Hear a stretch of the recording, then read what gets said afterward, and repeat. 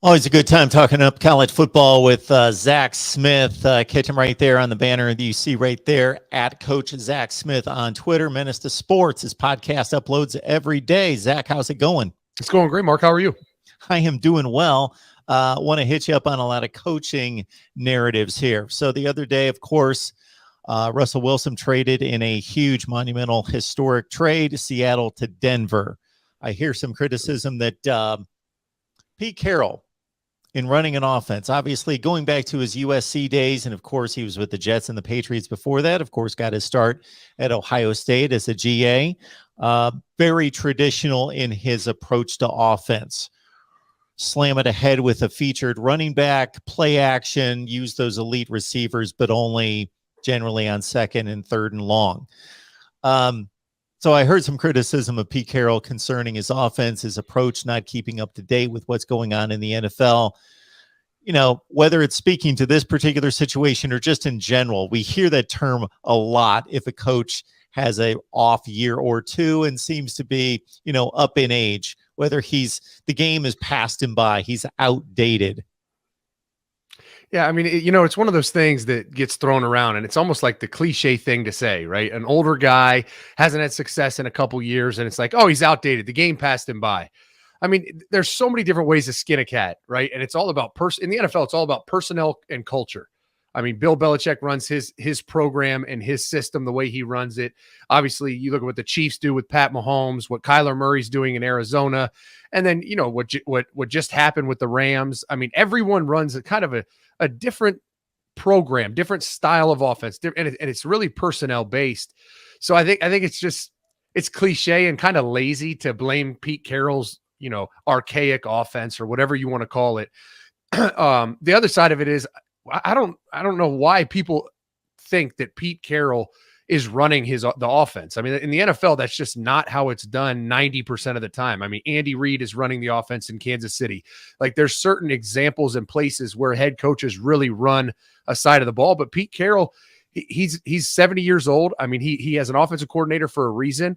And I think you're going to see a different offense now that Russell Wilson's gone. I mean, I think they were trying to run an offense with DK Metcalf and Russ and the personnel they had that kind of fit what they wanted to do. And now that their personnel is completely different, you're going to have to see a different style of offense. I don't think it's to blame, but like anything, and any program, any team, any organization, they can always improve. They can always enhance what they do offensively, defensively. And I think that obviously the Seahawks have needed to do that.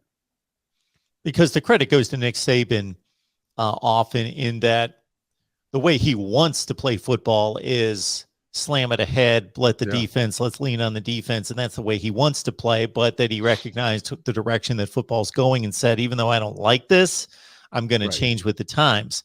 I'm going to point you to another coach that kind of came to prominence in the Pac-12 at the time that Pete Carroll was moving on from there, and that's Chip Kelly. Of course, he was innovative, and Oregon was a top 5 program for the time that he was there, barely losing a game, national contention every year, and just using this offense where you had sleek down offensive linemen getting on the perimeter, getting out there in space, and just a creative, innovative offense.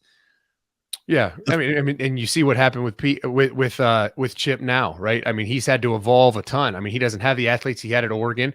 It's a much different ball game at UCLA. And you watched him in the NFL. I mean, he had some success with it. Obviously, not long-term success, but there was a point in time where everyone was writing articles about Chip Kelly and what he was doing with the Eagles and how he was going to change the NFL because he had a sliver of success. But then, like everything else, it's a constant evolution. The game of football is a constant evolution, and it's cyclical at times. So defenses catch up, and then they get ahead of offenses. Then offenses innovate, and they get ahead of defenses. And it's this constant cat and mouse game, really, nationally. And that's what happened, right? Chip Kelly's offense was really, really good against what teams were doing defensively. And then naturally, defenses evolved, and Chip Kelly, he needed to pivot. He needed to find a different scheme, different things that he was doing. I mean, back then there was no such thing as an RPO. Now RPOs are everywhere, right? Run pass options. So it's kind of being an in vogue guy, right? Pete Carroll had his offense that was so good at USC. It was good in Seattle. And it's just, it's probably time to pivot. That's all it is. Defenses have caught up and they need to take on different schemes and different concepts that other people are running. Football is such a thieves game, right? Everyone just steals concepts from everyone else. And I think it's time that they put on their mask and go steal some concepts. Yeah, and that's why I bring up Chip Kelly, because, his calling card is not that he's a great recruiter. It's not that he relates to the players and that he's some great players coach. It's that he developed this offense that was ahead of the curve. Well, now that he's not ahead of the curve, what's his value? Right. That's the hard part of being a guru, right? I've always said, these guru guys, they get head jobs, they become, huge names overnight. And then all of a sudden their guru shtick is no longer, of guru status. And it's like, all right, what do you got now? Like what's his deal now? What's his makeup? And you're watching it, right? UCLA hasn't had that Chip Kelly, return to prominence. It's been kind of a struggle. And it's because you hit the nail on the head. His brand has been this innovative offense. Well, it's not innovative anymore. So now what is his brand? He got nothing. Yeah, and that's one of the reasons I credit Steve Spurrier, because he was ahead of the game, fun and gun in the 90s. He gets to South Carolina, and no longer is he doing anything that nobody else knows about, right. But he was able to pivot, be kind of a different coach, and actually had a running game defense-oriented team in South Carolina that won 11 games 3 years in a row. Urban Meyer at Bowling Green and at Utah was kind of in that mode that he started to run. Of course, he was running the spread with Alex Smith, and they were surprising people, and it seemed innovative and so forth and so on. And then you're on Urban's staff at Florida. Did you guys think you were winning? It's talent first and foremost, no question about that. But did you guys feel like you were ahead of the curve? You were doing things that surprised or were ahead of your opponents? Well, I think to Urban's credit, that's the one thing he did an outstanding job of, is they created a system, right? Really stole some stuff from Rich Rod at West Virginia. They went to Northwestern, studied this kind of spread offense, zone read, all that stuff. And they implemented it at Bowling Green, had outstanding success with Josh Harris. They did it at Utah with Alex Smith, unbelievable success, right? And then he gets to Florida, and it just didn't work. Like, you look at that first year, those first 5 games, I'll never forget, we went and played Alabama and just got boat raced because the defensive end could take away the running back, and they were so athletic that if the quarterback pulled it, they'd bounce right back and tackle the quarterback. They could play both, and it was like this anomaly. Like, that's not supposed to happen. And so he had to pivot, and Steve Addazio was really the guy that transformed that offense with Dan Mullen and instituted a tight end, which they'd never had a tight end at Bowling Green or Utah ever. When they got to those places and there's tight ends on rosters, they made them defensive ends. Like, they didn't have a tight end, but they needed that tight end in the offense. Like then that wing back, that Aaron Hernandez. So there was a constant pivoting, and then it became almost like a single wing spread offense. So you fast forward to Ohio State, totally different offense, right? Tom Herman comes in, some of the same stuff with Braxton Miller, but he had a little different skill set. And then when you transition to JT Barrett and Cardale Jones, a completely different offense than what was run at Florida.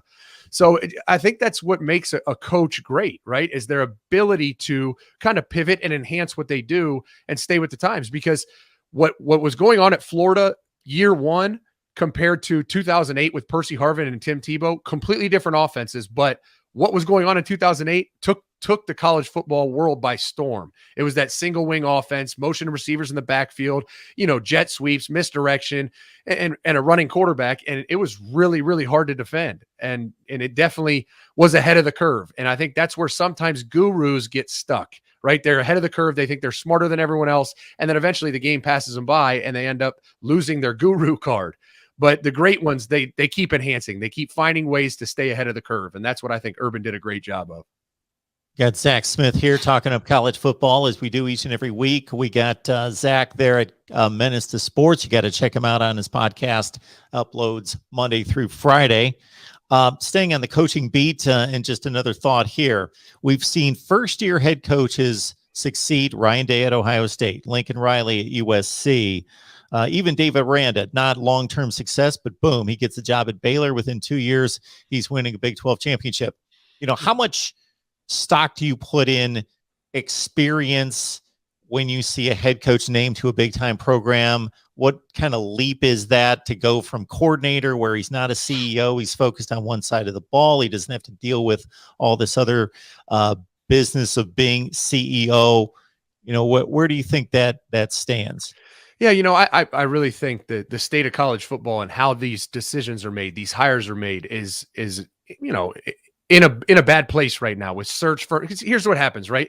A school has a head coach vacancy. They fire their coach. They hire a search firm. That search firm is tied into agents. Those agents represent coaches, and it becomes this political game to get a guy a head coaching job, right? And a lot of times it's trying to appease board of directors and boosters, and it's just the sexier the name, the longer the resume, the better it looks for the athletic director, and the happier the board of the boosters are. And that's what it becomes.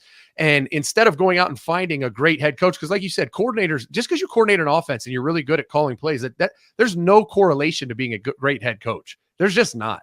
I've always said, if you go out and get a guy that's position group, plays exceptionally well, and is one of the best recruiters in the country, that guy's probably has a higher chance of success than some coordinator that puts up a bunch of points, because that guy can recruit, he can relate to players, he can motivate, they play hard for him. I mean, and that's where we're lost, right? Back in 2001, Bowling Green had a vacancy.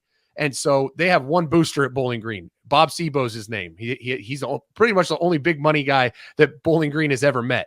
And so they called Bob Sebo and said, hey, we need to figure out who a coach is. Bob Sebo played high school football for a guy named Earl Bruce. So he called Earl Bruce and said, hey, coach, I need a coach. Who should we go get? And Earl Bruce said, you got to go get Urban Meyer. He's the receiver coach at Notre Dame.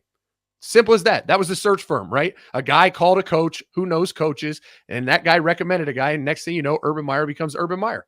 It doesn't work like that anymore. Now it's search firms, agencies, tons of money being exchanged, and it's why you get guys like Charlie Weiss that get 17 head coaching jobs back to back to back when he's failed every single time. It's just the state of how the hiring in college football works it's in disarray.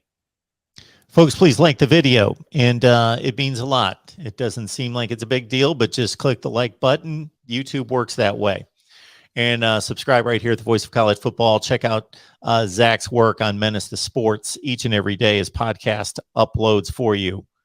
So Jim Knowles does an amazing job at Oklahoma State. He comes into Ohio State now. Kind of outline what his challenge is, because to the average person, it seems like, okay, Jim Knowles knows what he's doing. He's raised the level of play at Oklahoma State. Now he's got a bunch of 4 and 5 stars. He's raised the level of talent. Boom, put your system in. We're off and running. Yeah, I mean, I think that's the key, right? They've recruited well outside of the linebacker position. If you look at the linebacker position, they have 2 players that were in the top 100 nationally. And for Ohio State, I mean, I think Alabama has 6 linebackers that were in the top 100. And don't quote me on that. It's around there. But the linebacker position is the biggest question mark, the biggest problem for the last 3 years, really. And they have some talented kids that just have played confused. And so this is going to be all about getting those kids clarity and unleashing them and letting them play hard and play fast and trigger. And that's what, when you watch Oklahoma State's defense, that's what you saw. Guys that just flew around and looked really fast that might not have been that fast, but they played fast. So now he gets to do that with, 5-star guys, 4-star guys. It's going to just look that much more dominant. So his biggest thing right now is get his system put in, get all the cloudiness out of these players' heads, and let them go play fast. If he does that, they don't need to have the best defense in the country. They're going to be ridiculous on offense. They just need to have a top 30 defense, and they got a chance to win it all. When you look at this team, and they just went to spring practice for the first time a couple days ago, talking to Ohio State, what do you think are some of the more important things that need to be accomplished this spring? Well, and that the defense, obviously, we just talked about, is number one. They need to find out who their linebackers are going to be. Their secondary looks like it's going to be pretty strong, especially with some coaching and development. The D-line's always going to be good. The talent's there. Larry Johnson's the best in the country. So it's really the linebacking core and then the defensive scheme. Outside of that, offensively, the biggest question mark that no one's talking about is the tight end position. They lose Jeremy Ruckert, and they've got a bunch of nobodies. Cade Stover was their next tight end. He moved over to linebacker. He's now playing linebacker. So I know they have some guys that have shown promise, right? They obviously feel decent about their opportunity to develop a guy, but that's the biggest question mark on offense. Receiver, loaded. Running back, probably the best in the country. Offensive line, I mean, they have some unbelievable talent. They just hired Justin Fry from Chip Kelly in UCLA, who's one of the best O-line coaches I've ever worked with. So their O-line is going to be fine. It's going to be better than fine. So the real question mark is tight end, and then that defensive scheme and linebacking core. Good stuff. Zach Smith breaking it down for us each and every week. Menace to Sports is your place to be. Catch Zach right there on Twitter at Coach Zach Smith. Zach, it's always a good time. Appreciate you stop by. Yeah, definitely. Thanks for having me, Mark.